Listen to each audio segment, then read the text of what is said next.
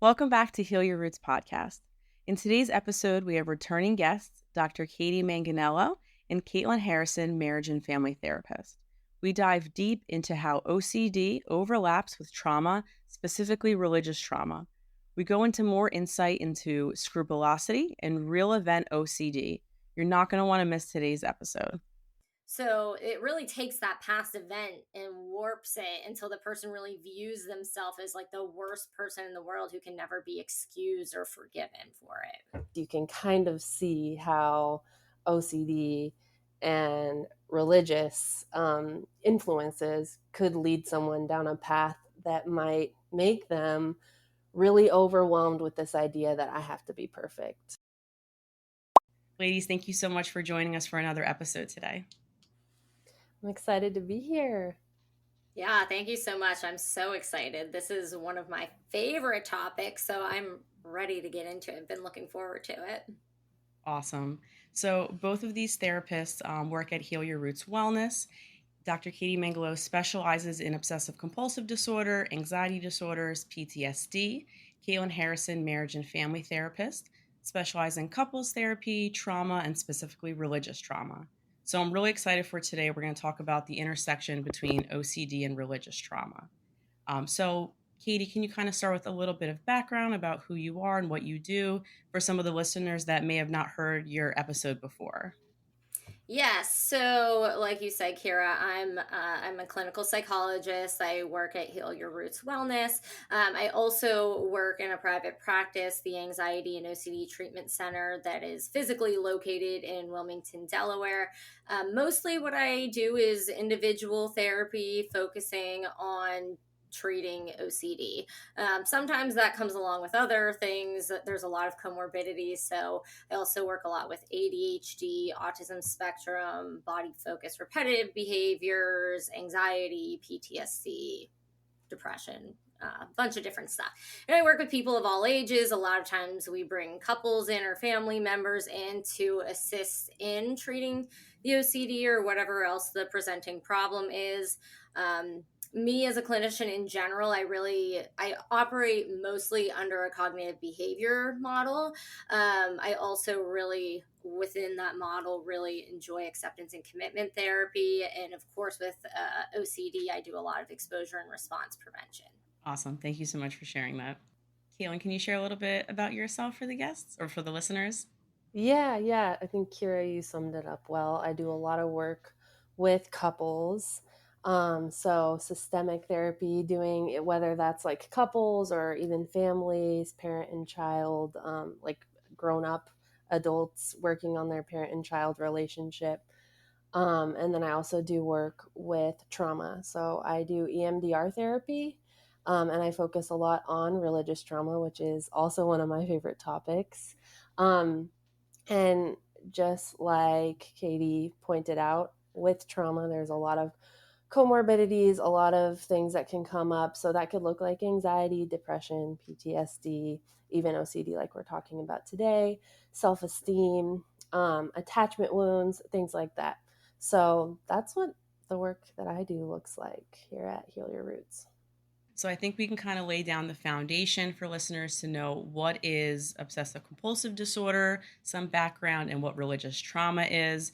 And then we're going to talk about like some really nitty gritty stuff that I think is super fascinating that I haven't actually ever learned about before or heard of, some of these words even. So I'm really pumped to learn more about this. So I'm going to have questions like as an audience member to see like to learn more about this. So if either of you can kind of start with what the specialty is that you have. So I guess I can kind of define religious trauma, but Katie, just chime in whenever you feel like I'm missing something. But so religious trauma is just like any trauma when you experience harm or abuse from something outside of you. So when it comes to religious trauma, it's you're receiving like religious or emotional or spiritual, I'm sorry, abuse from whether it be leadership, it could be your parents, an outside system, even just the culture that you live in. You're receiving hateful messages about who you are as a person, and that leaves you with emotional mental, physical symptoms. And so that's kind of how I define it. Anything you'd add? Yeah, and so I think that something I like to tell people too when we're talking about trauma is that you can experience trauma without it becoming full blown PTSD, like post traumatic stress disorder. Um, I'm thinking, usually when I work with trauma, I mean, there's a lot of people who experience trauma, right? And so just kind of teasing trauma apart, like as a whole, apart from like post traumatic stress disorder, that in particular is a disorder in which, someone has witnessed a traumatic event such as like war or sexual assault or any of the things that you had mentioned as well. It includes these recurring symptoms such as intrusive memories, flashbacks, nightmares, negative changes in thoughts and beliefs, and a lot of avoidance around any kind of cues that remind them of the trauma. So when I'm talking about OCD related things, I think I'm comparing a little bit more to a diagnosis of PTSD opposed to kind of like a general sense of trauma. Yes. Yeah. And the way that I think about trauma is sort of on a spectrum, because when Yeah. you talk about these big events that are causing flashbacks, very marked memories of specific events. But then there's also sort of this complex trauma that where you receive messages over and over again that like you can't trust your emotions, you can't trust your thoughts. So you might not have these specific memories that come up for you when your pastor told you that, but there's something in you that questions like, wait, am I allowed to trust myself? Am I allowed to trust my emotions? So there can be not so specific events when it comes to trauma as well, Yep. which I think is important to just know. Like, Sounds like constant messages being told instead of like an event. It's just messages that kind of seep in that create a narrative and a belief system within you. All right. Several little events that can kind of like pile up. Yep. mhm.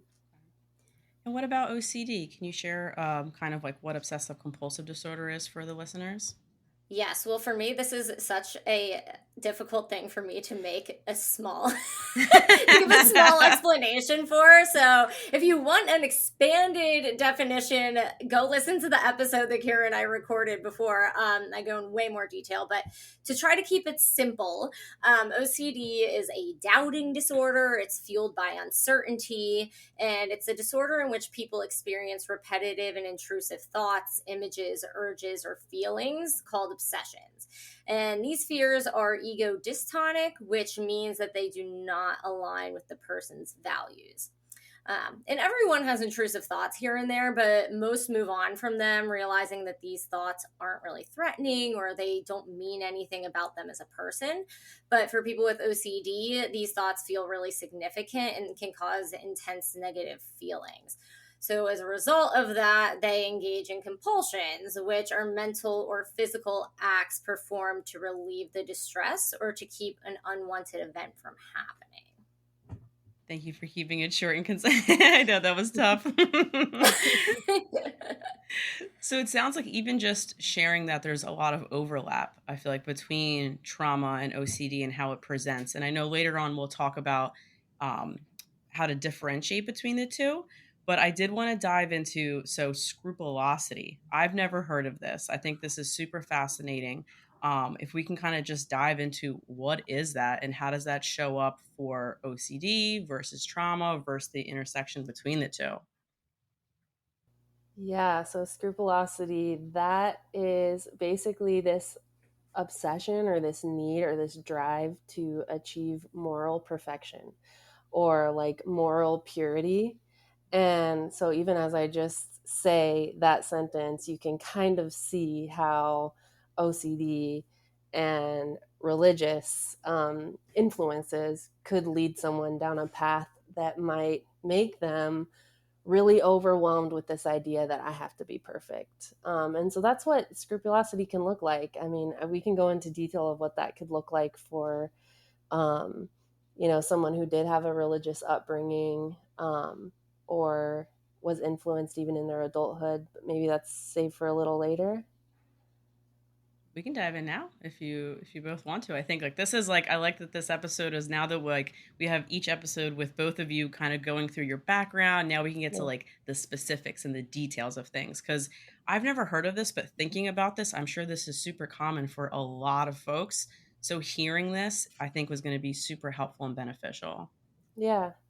Yeah, so how that can show up is so say you received a message, you need to give a portion of your money to a charity or a church. Having fear when you decide, oh, that doesn't align with my values anymore, I got to make sure I give it somewhere else. Even if that doesn't align with my values, you have this like compulsion or this fear that I'm going to go to hell, I'm not going to have a prosperity in my future if I don't give a certain amount of money. Or we receive those messages in religion oftentimes about like having sex outside of marriage. You have a strong fear that you're never going to be able to get married, you're never going to have a healthy relationship, you're going to go to hell if you had sex with someone outside of marriage. Just things like that can lead to fear and then making up for all the mistakes that you made in order to sort of make it even. That's how scrupulosity oftentimes can show up. Yep, for sure. Um, I think you did a really good job explaining that. That's really very much so how I would explain it too. It's that this really all or nothing like rigidity around achieving that like perfection around being a perfectly religious person or moral person. Even it doesn't even have to just be a religion, which I was going to talk a little bit about bad person OCD, which is kind of the same thing. I mean, it's very similar in the sense of like the morality aspect and wanting to just like, even if you're not following a specific religion, it's more so that moral compass of doing things perfectly moral type of thing. Scrupulosity OCD, I actually see this a lot. I see this a lot within the practice. And so, some common obsessions around scrupulosity OCD could be fears of committing a sin, um, excessively striving for that purity, fears of going to hell or being punished by God, being possessed, fear of death, fear of a loss of impulse control, doubting what you truly believe or feel, and needing to have that certainty around religious beliefs. And then, of course, there's lots of compulsions that can come along with that. That could be if it is something like you said, Caitlin, around like sex before marriage kind of thing, maybe it's I'm going to avoid dating in general because I don't want to even tempt myself. It could be excessive praying. It could be, I liked the example you gave too of donating money. So yeah, it can show up in a lot of different ways. That's so fascinating. And I'm curious of since it's kind of connected to this belief of something higher kind of punishing us in some way or like judging us or watching us, do either of you see this ever come up with anyone who might be atheist or agnostic? Or is it very specific, like they're kind of connected to a religion that's shared this message? Something that I see a lot, and maybe it's not so much connected to religion for them, it's this idea that I could make a wrong choice when actually the two choices before them are, say, should I take this job or this job? Mm, Both align well with my schedule, both are a good salary, they're kind of equal. There's no right or wrong, good or bad. It's just which one do I want? And sometimes it can be difficult even outside of a religious context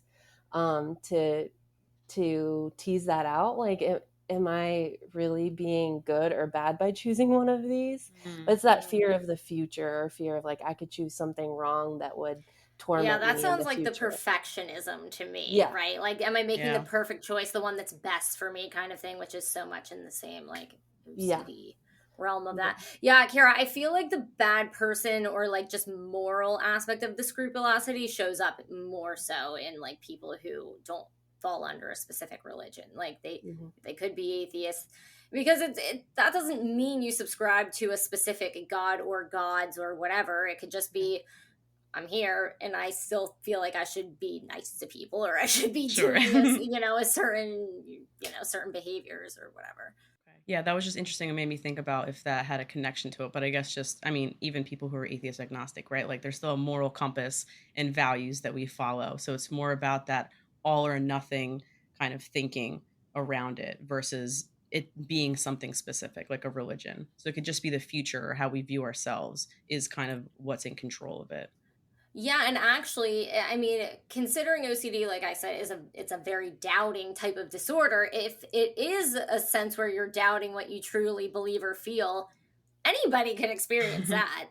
Yeah. Atheists they could be like, maybe I am deep down a Catholic when I think that I'm an atheist, right? Like, who knows? Well, that's So, part of what makes religion so comforting, actually, is I don't have to fear the future anymore. I don't have to be afraid of what's going to happen to me.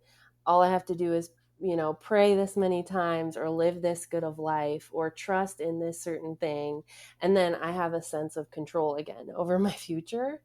And when you start to question that, when that's sort of what you placed all of your security in, and that's sort of what made all of your anxiety subside before, it's such a disorienting feeling because then what can I trust? What can I rely on? What can help me predict my future? How can I control my future? And you're kind of like reckoning with that, like maybe I can't anymore, but I used to feel like I could. It's so confusing. Sounds like you have this certainty that you trusted in outside hmm of you, and now that kind of caught like it was crashed, and now it's just. I mean, it sounds super disorienting. Now it's like all uncertainty, instability, and trying to like kind of grasp for an anchor. That does sound pretty traumatic, like internally. Mm-hmm. yeah, I would say a little bit of a nuance to that with the OCD is that if people come in with scrupulosity, it's not necessarily that it's usually not that the person is so focused on um well, religion is my certainty. It's more so of like, well, did I do this good enough? Am I being a good Mm. person, this or that, opposed to the latter. Yeah, yeah. I guess I yeah, speaking from a place of someone who's like if a client has walked away from a certain religion and reckoning of like, okay, I used to have something that gave me so much comfort, and now where can I find comfort? Because it used to be that I did things perfectly. It used to be that I was the good Christian girl. It used to be that all I had to do was not sleep with my partner, and now who am I? Am I good? Am I? Yes, and I think that that's a really big difference and something for people to when they're evaluating for it to kind of keep an eye on because for people who have like scrupulosity OCD, like one of the main points I like to tell them is that my goal is not to take away your religion because again Mhm. OCD targets your values. So if somebody's experiencing scrupulosity or bad person, it's targeting something that they find to be really important in their life. So the I always tell them the goal is to bring you closer to your faith rather than to kind of like stray away from it if it is indeed that value for you. um, so that part is really important, and I also like to bring up with people too that with that fear and that uncertainty showing up with OCD, the whole point of religion is to have faith, right? And by definition, faith is that you are believing something that you don't actually really know, right? You don't Mhm. have that concrete Mhm. evidence for. So, kind of like leaning into that. And with OCD work with scrupulosity, it is like really utilizing their faith if that is something that's important to them as it relates to the obsessions. Absolutely. Yeah, I do a lot of work with people who are questioning their beliefs or change their belief systems or things like that. So speaking from that place, that can be a very disorienting, like earth shattering. I used to feel like I had more certainty than I actually had. But when working with a client that does want to maintain that value system, but wants to have it in a healthier way, in a way that helps them feel more regulated and more like just successful. Like I can navigate life without having to worry so much about this being caring so much about every little thing that I do or think even. I mean, that's another Mm-hmm. Mm. another thing that religion regulates even your thoughts. Like if I think something bad, Wow. then I'm a bad person. If I Yeah. think about having sex, then I'm a bad person. That it's a lot of plaguing thoughts. And so if you can give yourself a little bit of freedom and grace, just like most of our higher beings give us, um, that can bring a lot of freedom too. Totally. I love that you brought up the that like some religions will say that like even thinking about it is a sin, because you actually we can't control thoughts that pop up in our head. Like you cannot control an intrusive thought. We can control how we respond to the thought, but you can't control it popping up into your head. So a lot of things I like to say with people with the scrupulosity too is like, if we have faith in God and we think that God is loving or whatever this person's belief system is, then we can probably use our best guess to say that I'm going to believe and have faith that God would forgive me and understand that I have OCD, or understand that these thoughts are popping into my head and I can't really control that. Mm-hmm. Yeah. And it's that practice of mindfulness. Like you can notice those thoughts and you can notice what prompted those Yep. thoughts, but you can't make them go away. You can only control what you do with them and how Mhm. aware you are of them. That's really the goal of Right. any religion. Any god wants you to just be aware and connected to yourself, to your mind, to your heart.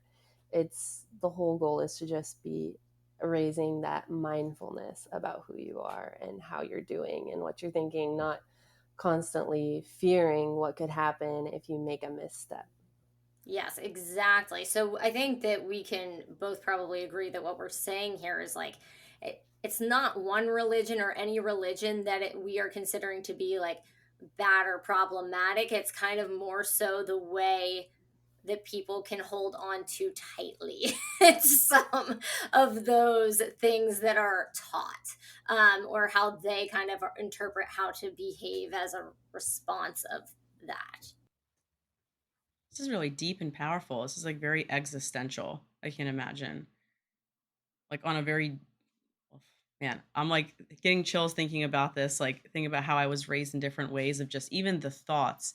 Like I work with clients for sex therapy, and if they have, I remember I was talking to a client, like I feel guilty fantasizing about somebody else or having a thought that someone else is attractive, and like working through like your mind is your playground. You're allowed to have whatever thoughts you have. It's just what you do with them and how you act upon them is the difference. But what kind of goes on in your mind is yours and is private, and you don't have to share that with anybody.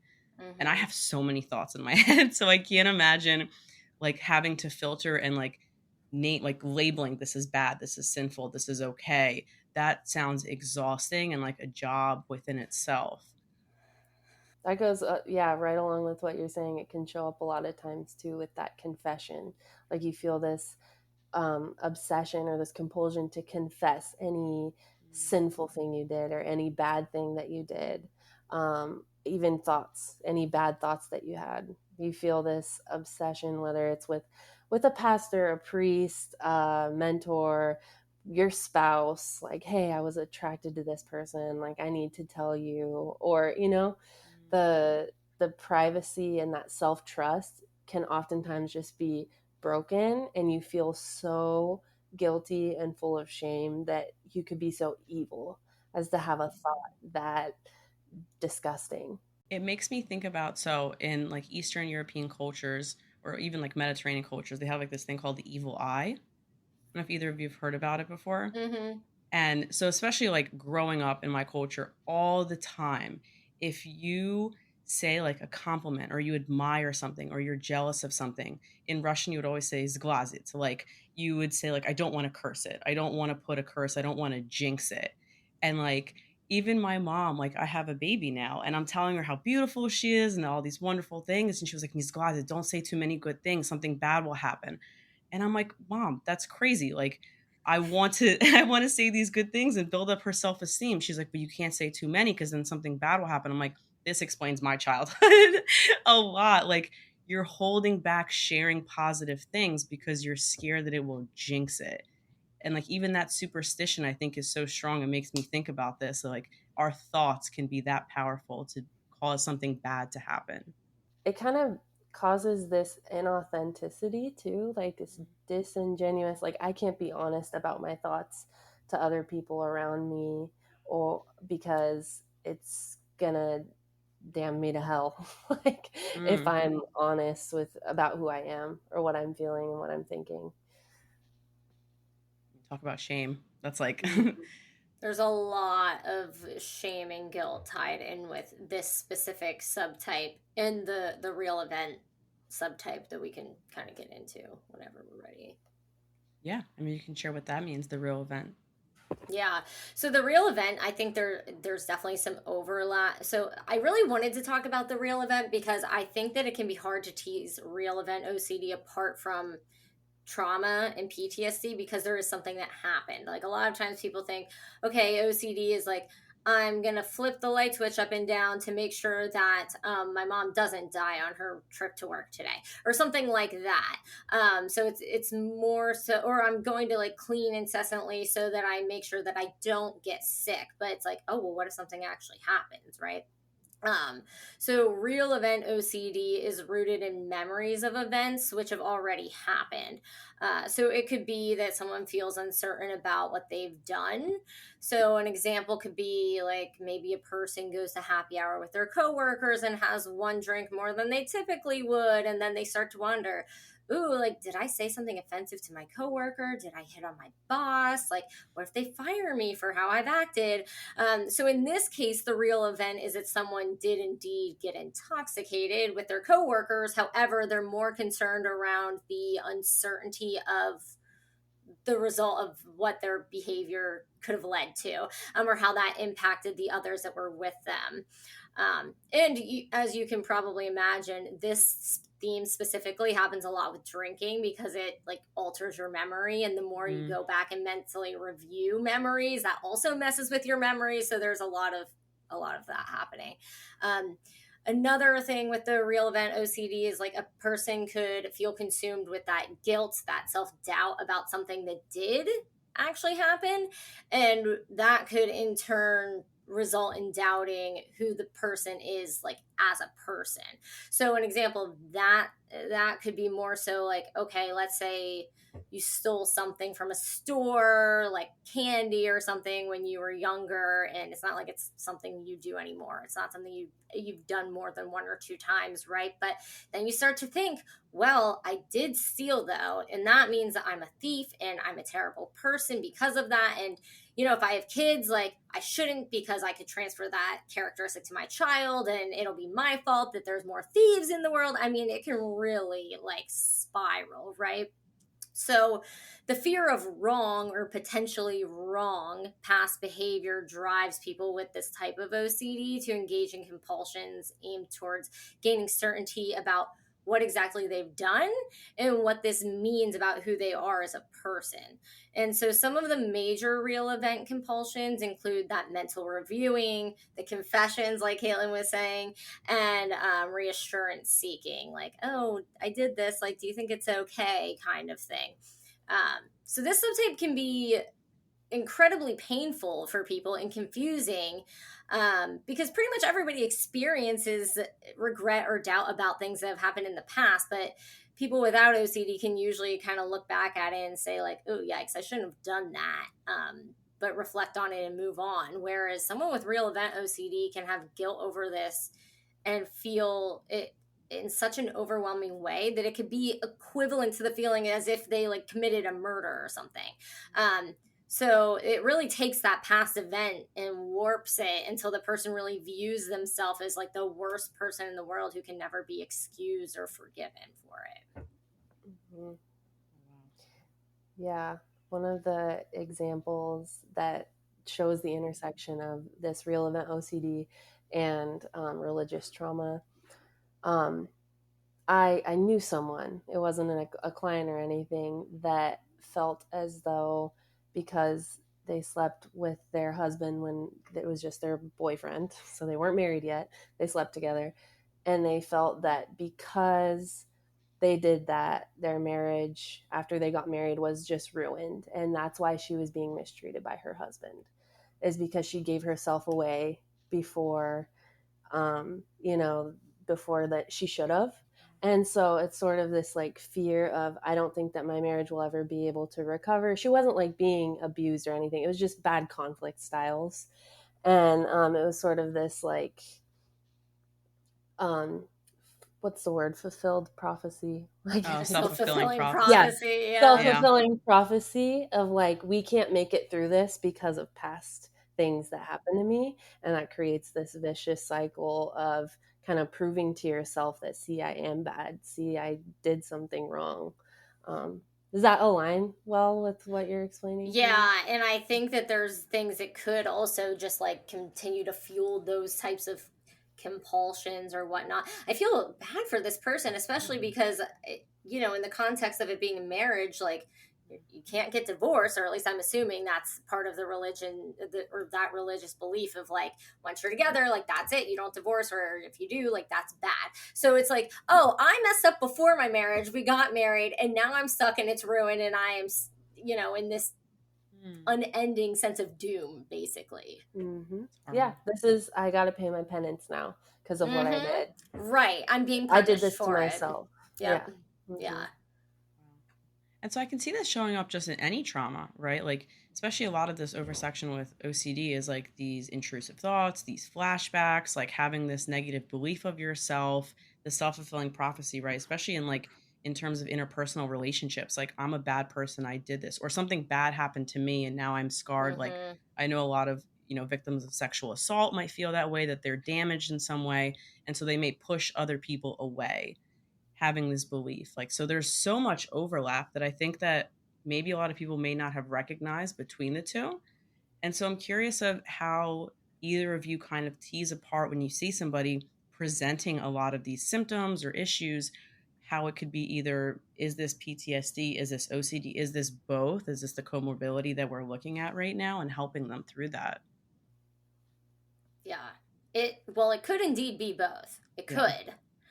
It also could not. It could. So you should try to tease it apart first if that is the case.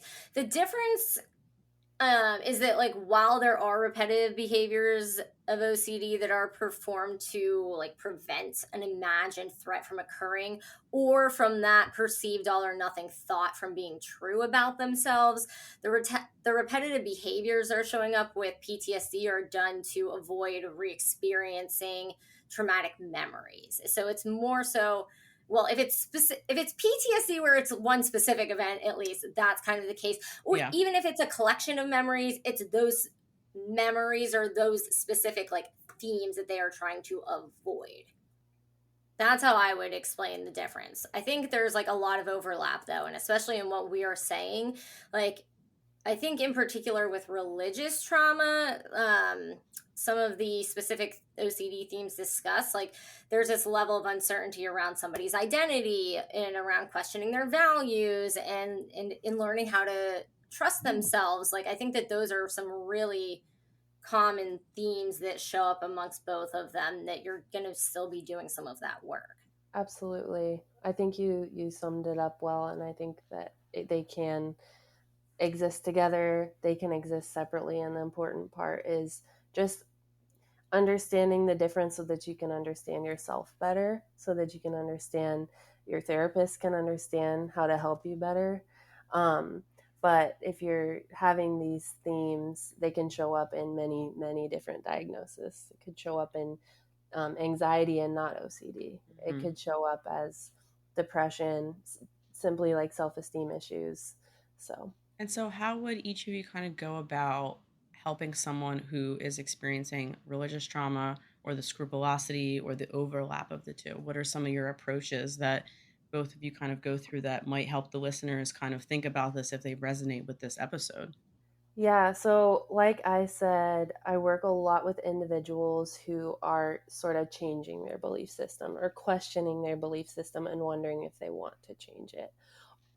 Significant portions of it, or the whole thing entirely. So, like for example, I'm questioning my sexuality, and I've always kind of suppressed that part of myself. I didn't want to confront it because I've just been shown that I need to be straight, and I need to have a nuclear family. I need to want to have kids.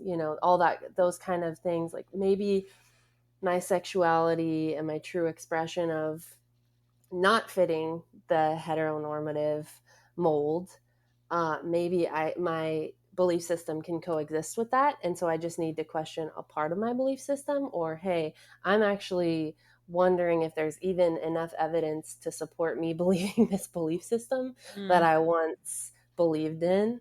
And so when I approach that kind of work, it's very slow and it's a lot of grace for yourself. When we talk about scrupulosity, it's a lot of slowing down, reminding yourself, like, hey, I know what voice this is that's talking. Whether that you name that voice the OCD, scrupulosity, maybe you name that that was just my youth pastor that was making me feel maybe there really is somebody that's tied to that voice or that compulsion or that obsession. um, but just starting to recognize and separate yourself from that voice can be really powerful, so that you can notice it as separate from yourself rather than you being this evil person that can't manage to live a good life, or can't manage to be free from obsessive thoughts if we're talking about real event OCD. It's kind of Yeah. where I start, some initial thoughts that came to mind. Sounds like being really gentle with themselves and you with them too, going through that. I guess what I would start doing is just what we already just talked about in terms of, is this both? Is it one or is it the other? And then I would probably go different directions if depending on what it is. So if it's OCD, I'm going to be doing exposure and response prevention treatment in combination with acceptance and commitment therapy. That brings a lot more of that, like acceptance, gentleness, focus on their values, what they want, that kind of thing.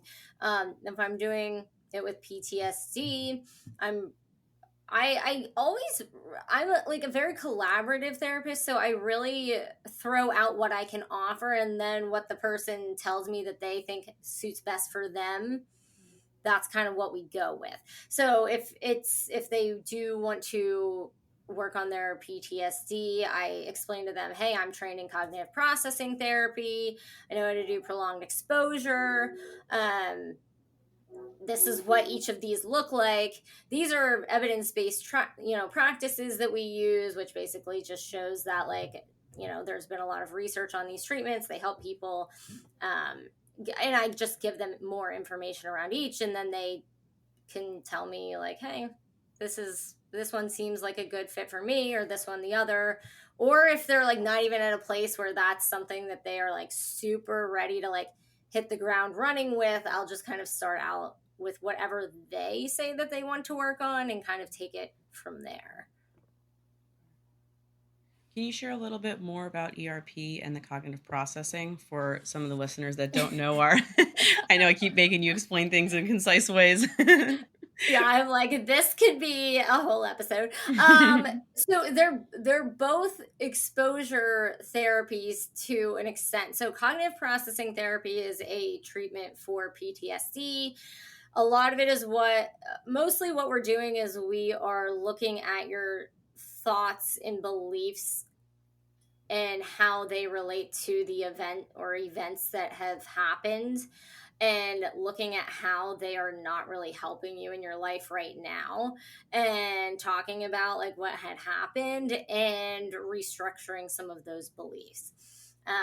With exposure and response prevention, that's like the OCD treatment. That is, so the exposure part in exposure and response prevention is targeted towards the obsessions. So the exposure is, we need to expose people to the fears so that their brain can actually habituate to that anxiety and they can learn to tolerate it, building that distress tolerance. The response prevention piece of ERP is targeted towards the compulsions, which is basically either eliminating the compulsions altogether or cutting them back with the goal to really have them be pretty minimal or gone.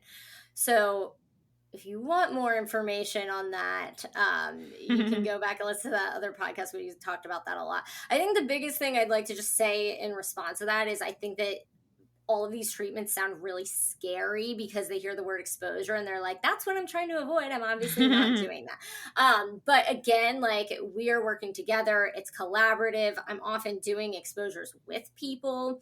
And I'm never going to force anybody to do something that they're unwilling to do. Like, we will find like little tiny exposures and then gradually build up. Like, we are putting our toes in the water, not just, cannonballing into the freezing cold ice water. We're like gradually kind of dipping in. So don't be, it should be challenging. It should be a stress, but not a strain. Thank you. I appreciate both of you sharing that approach and how you would kind of go about that. Caitlin, I know that you also do EMDR. Is this something that you would do with clients who are struggling with scrupulosity? Yeah, so without using the technical terms, what I was talking about before was internal family systems. So IFS is sort of this idea of understanding all the parts of you that show up, and um, understanding why they're there, what they came to do to help you with. So with scrupulosity, oftentimes it shows up to protect you from going to hell, to protect you from being socially rejected, to protect your parent from being disappointed in you, things like that. So it's kind of taking it and putting yourself, your true, like, authentic self, in charge of all of these parts of you, but also appreciating, like, hey, you showed up for a reason. You showed up to protect me. You showed up, and you helped me once upon a time. And now I think I want to be in charge. And so that's a long process, and it sounds really simple, and it's not. But that's sort of the basic theory behind how I would often approach scrupulosity. And there are times when it's trauma related that you could use EMDR. So, if, especially with the real event or reprocessing like a specific memory, or it could be a negative thought, a negative cognition that you attach to many different memories, that you could use EMDR for. So if you notice compulsions or obsessions that come up, or memories that come up often with trauma related things, then we would use the MDR, if that makes sense. And same thing, if you could share a little bit. I know we talked a lot about EMDR in an episode together, but for the listeners, a little bit of like what that is and like the acronym that it's for, so they have an idea kind of what that means. Sorry guys, I don't know Yes. if you hate me after this. No, no, no, no. It's not at all. I No, think they these should are, know. They should yeah, know. these are things we like talking about. So, Yeah, right. so it's eye movement desensitization and reprocessing. So it's a mouthful. That's why we just say EMDR. But basically, it uses the theory behind bilateral stimulation. So if you imagine kind of taking your body and dividing it into halves, um, the right side and the left side, if you stimulate the right side and the left side in a rhythmic motion, it could be fast or slow, just depending on where we're at in the process. It can help your mind, your body, and your feelings consolidate a traumatic memory that it couldn't process previously. And so I think EMDR is a really good fit for people that haven't had good success with talk therapy. I think it's also a good fit for people that are tend to be like more emotional and creative creatures. I think I noticed that it can tend to be a good fit for those people who like to do like visualizations and things like that. So yeah, what that looks like in a session is we do a lot of skill building at the beginning of treatment. So learning how to regulate your nervous system, learning how to calm yourself down when a traumatic memory is brought up, or even a stressful event at work is brought up. We do a lot of skill building at the beginning. It's just like what Katie said, we don't just dive into the deep end and bring up, the worst thing that ever happened to you. um, then we start to reprocess the memories once your whole nervous system is ready for that and you feel like you're able to regulate yourself and you have those skills that you need in order to do that. One benefit I think of EMDR is that you don't actually have to say your memory out loud. Sometimes that can be powerful for people, and it's that avoidance that Katie's talking about. Sometimes it's actually really good for you to be able to say it out loud and have somebody else know what's happening. But it's kind of cool that in EMDR you don't have to. And so you can start slow, and we reprocess the memories with bilateral stimulation. So sometimes you're looking left to right, left to right. That's the eye movement piece. But what research has also found is that any type of bilateral stimulation works. So tapping on left knee, right knee, or your shoulders, or even sound in your left ear, then right ear, left ear, then right ear. Um, so we kind of do what works for the client and also the environment that they're in. And some clients have relief in one session, some clients it's 8 sessions, some clients it's many, more than that. But that's kind of EMDR in a nutshell. I appreciate both of you really sharing that and explaining. I think you did a phenomenal job. And I think this is going to be a really powerful episode for a lot of people who could be struggling with this, or even folks who know somebody in their life that they love that could be struggling with this and understanding it a little bit more and having more empathy. I would say before we close out, is there any last bits of whether it's like giving hope or any other thoughts for listeners around something like this? I think that there is a lot of shame in some of these, especially when there is a real event, because you essentially have to go and tell somebody something that you think the worst thing about yourself. So I can understand that this is really, really difficult to seek help in. Um, but also like just to know that you're probably judging yourself for it a lot more than anybody else would, which is sort of giving reassurance right now. But I mean, you should, I would hope that somebody would feel comfortable coming and talking to me about some of those things, and just that having them know that I get how it operates, I know how it works, and like we can put the judgment aside to like get through it. So I think that that is a really important thing with PTSD and with OCD. I think there's often a lot of shame and guilt tied in. Yeah, I think just that there is a path ahead that doesn't feel so disorienting. I think that's what I see a lot with the clients that I see anyway, that really disoriented feeling of a foundation I once had is not here anymore. And I'm kind of grasping for anything that can make me feel comfortable again. Um, there's a path ahead where you don't feel so disoriented and so confused about who you are, what you're like. Maybe listening to this and talking about values, you're like, that's the last thing that I want to talk about because I don't even know what I think or believe or feel about anything anymore.